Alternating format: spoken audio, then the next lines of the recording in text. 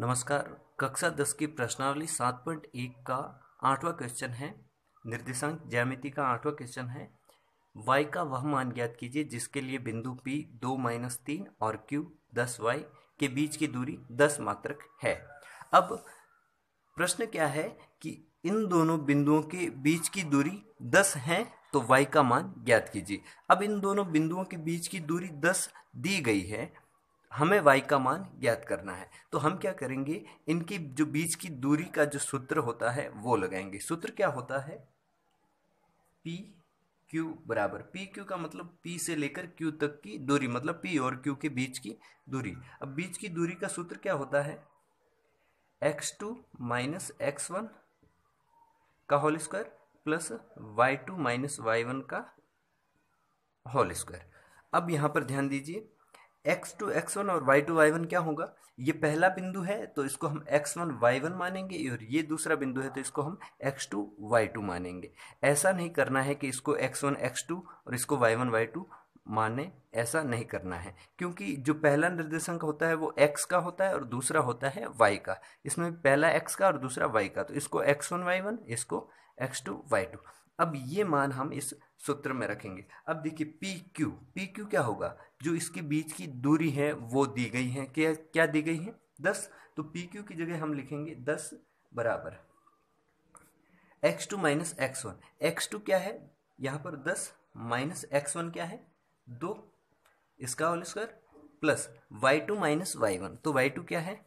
y minus y1 क्या है?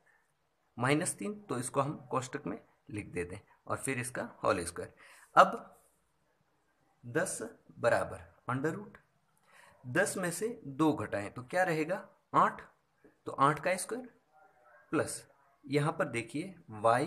अब ये माइनस और माइनस दोनों एक साथ माइनस है, इसका मतलब माइनस और माइनस का गुणा होकर के क्या हो जाएगा? प्लस होगा, इसका स्क्वायर। ठीक है,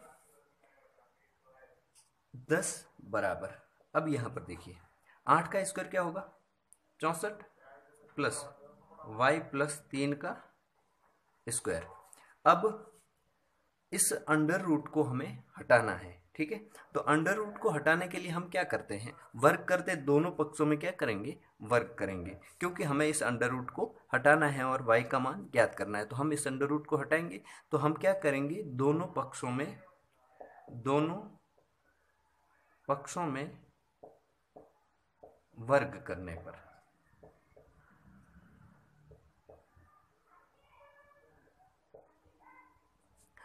अब यहां पर देखिए, दोनों पक्षों में वर्ग जब हम करेंगे तो यहां पर तो इसका 10 का वर्ग हो जाएगा इस तरफ, बराबर इसका जब हम वर्ग करेंगे, जब किसी वर्गमूल लगा हुआ है और उसका हम वर्ग करते हैं तो उसका जो वर्गमूल का जो ऊपर का ये चिन्ह है वो हट जाता है। वर्गमूल, ये वर्ग करने पर वो वर्गमूल का चिन्ह वो क्या होगा? हट जाएगा। तो यहाँ पर देखिए, यहाँ पर अगर इसका हम वर्ग करेंगे, यहाँ पर इसका वर्ग करेंगे तो ये तो 10 का स्क्वायर होगा, और इसका अगर हम वर्ग करेंगे तो इसका जो ये अंडर रूट है वो हट जाएगा। ठीक है, वर्ग करने पर वर्गमूल हट जाता है। तो यहाँ पर देखिए क्या बचेगा? ये जो अंदर का है वो प्लस y प्लस 3 का होल स्क्वायर, ये बचेगा। अब 10 का वर्ग क्या होता है?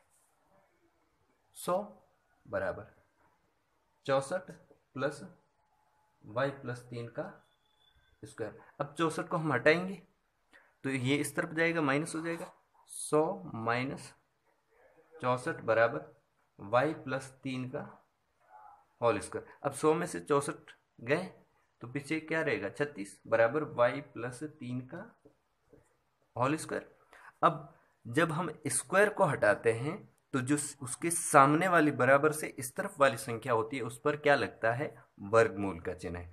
तो हम स्क्वायर को हटाते हैं, ये स्क्वायर हटाएंगे तो सामने वाली संख्या पर क्या लगेगा? वर्गमूल, मतलब 36 पर वर्गमूल का चिन्ह लगेगा और इसके ऊपर जो स्क्वायर होगा वो हट जाएगा। स्क्वायर हम जब भी हटाते हैं तो सामने वाली संख्या पर क्या लगता है? वर्गमूल।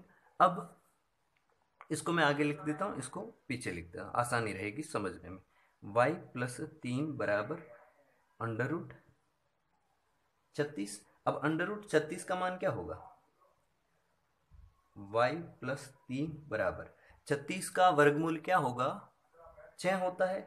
अब ये 6 प्लस का भी हो सकता है और माइनस का भी हो सकता है, ठीक है। प्लस और माइनस आगे क्यों लगाया, ये प्लस का भी हो सकता है, कैसे, अगर प्लस के 6 का वर्ग करेंगे तो भी 36 आएंगे और माइनस के 6 का वर्ग करते हैं तो भी 36 आते हैं, इसलिए यहाँ पर ये प्लस माइनस का चिन्ह लगाया है।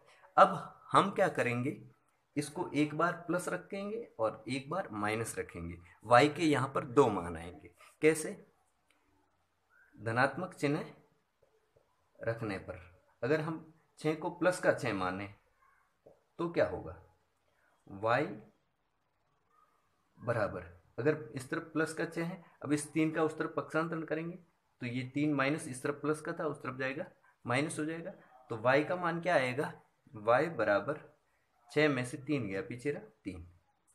अगर हमने प्लस का 6 रखा तो इसका मान आया y का मान 3। अगर हम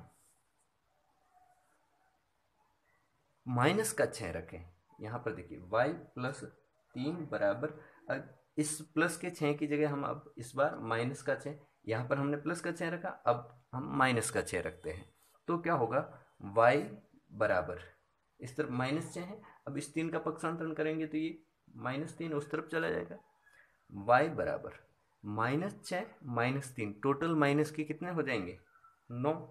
माइनस के 9 क्यों लिखे, क्योंकि दोनों के आगे माइनस है, तो दोनों माइनस की संख्या है तो दोनों माइनस की संख्या जुड़ जाएंगी और माइनस के 9 हो जाएंगे। तो यहाँ पर y के मान क्या हुए, एक तो 3 और एक 9। इसका मतलब ये जो दूरी है ये 10 है, तो y के मान क्या होंगे, या तो 3 हो सकता है या 9 हो सकता है, ये दो मान हो सकते हैं। तो ये तो था हमारा 8वां क्वेश्चन। अब इसका 9वां और 10वां क्वेश्चन हम अगले वीडियो में करेंगे। तब तक के लिए धन्यवाद। और अगर आपको ये अच्छा लगा हो तो चैनल को सब्सक्राइब जरूर कीजिए और वीडियो को लाइक जरूर कीजिए। और आप आगे भी इस 10th क्लास के मैथ्स के क्वेश्चन को पढ़ना चाहते हैं तो चैनल को सब्सक्राइब जरूर कीजिए। और इसके पहले की जो एक्सरसाइज है उसको भी हमने पढ़ाया है और इसके सारे वीडियो, सारे क्वेश्चन यूट्यूब पर उपलब्ध हैं, आप चैनल में जाकर के देख सकते हैं, सारे के सारे वीडियो आपको मिल जाएंगे। धन्यवाद।